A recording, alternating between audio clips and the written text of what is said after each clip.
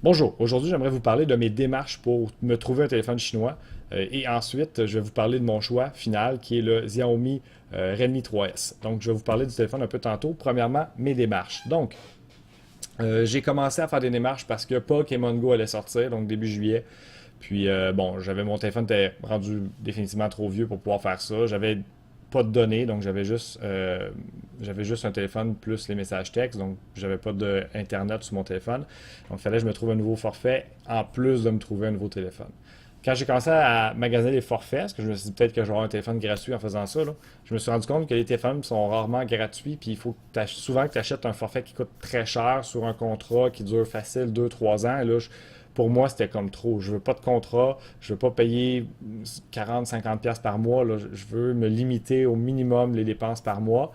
Puis je me fous si je me paye un téléphone, si jamais le téléphone change, brise, casse, mon contrat, moi, je suis pas rattaché, puis j'ai pas d'association à faire avec ça. Je trouvais ça plus simple à gérer comme ça. Et surtout, selon moi, ça revient moins cher. Donc, en faisant mes recherches, j'ai pas trouvé d'autres compagnies qui m'offraient moins cher que Public Mobile. J'ai parti d'un forfait de 25 $ par mois sans Internet à maintenant 35 $ avec Internet. C'est 1 gig de données que j'ai par mois, donc 35 à peu près là, avec les taxes. Ça a bien d'allure selon moi, c'est le prix que je voulais payer. Donc je suis resté avec Public Mobile. À noter que Public Mobile, son défaut, c'est qu'il n'y a pas de service humain et il n'y a pas de téléphone non plus. C'est juste, tout est en ligne, puis ils vont t'envoyer une carte SIM par la poste. Il n'y aura pas de téléphone non plus, il faut que tu t'arranges de le trouver. Ils sont associés avec une autre compagnie, mais les téléphones commençaient à 400 500 pièces. C'était beaucoup trop cher pour moi. J'avais un budget d'une centaine de dollars pour me trouver un téléphone, puis je voulais que mon téléphone puisse jouer à des jeux vidéo. Donc, c'était quand même pas super évident à faire. Sur le marché usagé, c'est comme pas possible de trouver quelque chose. Du moins, j'ai pas trouvé rien usagé. Puis j'ai entendu dire que des fois, ils peuvent dire que finalement, tu l'as volé, puis ils bloquent ton téléphone, puis il est plus bon. En plus, au Québec, ben, tous les téléphones sont bloqués ou presque par les compagnies. C'est tous des téléphones qui sont pas débloqués, donc qui fonctionnaient pas nécessairement sur mon réseau TELUS et Public Mobile. Ça a fait en sorte que les recherches sur l'usager m'ont pas mal découragé. J'ai décidé de rester avec Public Mobile et de me trouver un nouveau téléphone neuf. Quand j'ai commencé à magasiner les téléphones, ben, comme j'ai dit, c'était difficile à trouver, mais je me suis dit, OK, je vais essayer des téléphones sur Internet, je vais aller voir une compagnie. J'ai cherché plusieurs compagnies, j'ai finalement choisi Gearbest. Ils vendent plein, plein, plein de cossins qui descendent habituellement de la Chine, là. Donc, dont beaucoup de téléphones. Quand j'ai fait mes recherches, je me suis trompé. Le premier téléphone que j'ai acheté à 100$ n'était pas un téléphone. Ça aurait été un bon téléphone, les specs étaient corrects, mais le téléphone n'était pas compatible sur le réseau ici. C'était mon erreur, je ne savais pas quoi checker vraiment. Je pensais que, vu qu'il était débloqué, ça allait fonctionner, mais bon, j'ai pas fait assez de recherche, c'était de ma faute. J'ai été remboursé une partie par Gearbest, puis bon, j'utilise le téléphone maintenant comme une espèce de tablette. Donc, ma blonde l'utilise pour certaines applications, puis moi, quand je fais des recettes, j'utilise aussi ça. Donc, c'est plus comme une tablette. J'ai pas perdu totalement mon argent là-dedans, mais j'ai dû m'en acheter un deuxième. Et là, le budget a été un petit peu défoncé. Je suis allé chercher un téléphone qui me coûtait 200$, mais le Xiaomi, il valait vraiment la peine. Donc, mon premier téléphone que je me suis trompé, je l'ai commandé début juillet. Ça a pris un mois avant qu'il arrive pour finalement me rendre compte que ça marche pas. Prendre une autre semaine pour magasiner un autre téléphone sur Internet, acheter un autre téléphone, prendre un autre mois avant qu'il arrive. Le buzz de Pokémon, ben, il est fini parce que ça fait maintenant une semaine à peine que j'ai mon téléphone. Et bon, ben, déjà, il n'y a plus beaucoup de monde qui joue, du moins pas mal moins. Mais j'ai quand même un téléphone qui va me permettre de jouer à d'autres jeux vidéo. J'avais entre autres des jeux sur Humble Bundle et Nintendo a annoncé entre autres, un Mario qui est actuellement exclusif à Mac, mais qui devrait devenir disponible sur Android éventuellement. Mais ils vont aussi sortir, comme j'ai dit déjà, Fire Emblem, entre autres, sur le téléphone. Et je voulais un téléphone qui pouvait jouer ces jeux-là. Donc, je vais pouvoir le faire quand même si le buzz de Pokémon Go est fini. Je vais pouvoir utiliser ce téléphone-là pour d'autres jeux. Pour ce qui est du téléphone, j'ai un téléphone qui... Écoute, je connais pas full ça, là, je vais essayer de ne pas me tromper, là, mais il est presque comparable avec le Samsung S6. 3 GB de RAM, processeur de 1,4 GHz, et ensuite, l'autre chose que je trouve intéressant, c'est la batterie qui est environ 4000 MHz, je sais pas trop, là. Donc, 4000, c'est quand même beaucoup là, quand je compare les autres téléphones, puis même si ça fait juste une semaine, je sais qu'il est assez neuf. Pour vrai, j'ai passé des après-midi de temps à jouer à Pokémon Go sans que la batterie se finisse.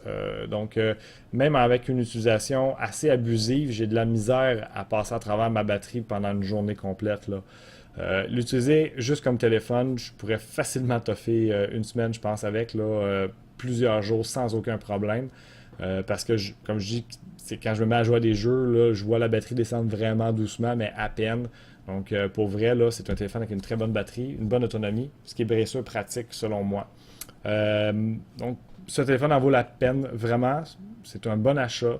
C'est certain qu'il ne faut pas être pressé pour acheter un téléphone chinois. Il faut vraiment bien magasiner. Assurez-vous de vérifier s'il est compatible avec votre réseau.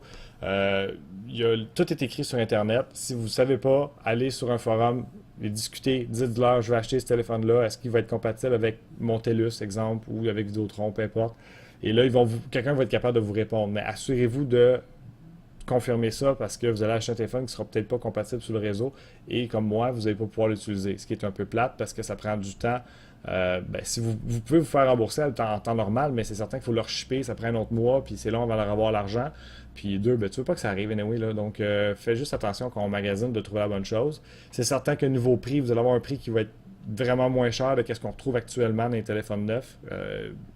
Les Samsung, les iPods, les autres marques même disponibles, Vidéotron et autres que j'ai magasinés, c'est tous des téléphones à genre 3, 4, 100, 500 pièces, puis ils n'ont même pas 3 gigs de RAM, puis ils se rapprochent de rien au niveau des specs, là, au niveau du téléphone que j'ai.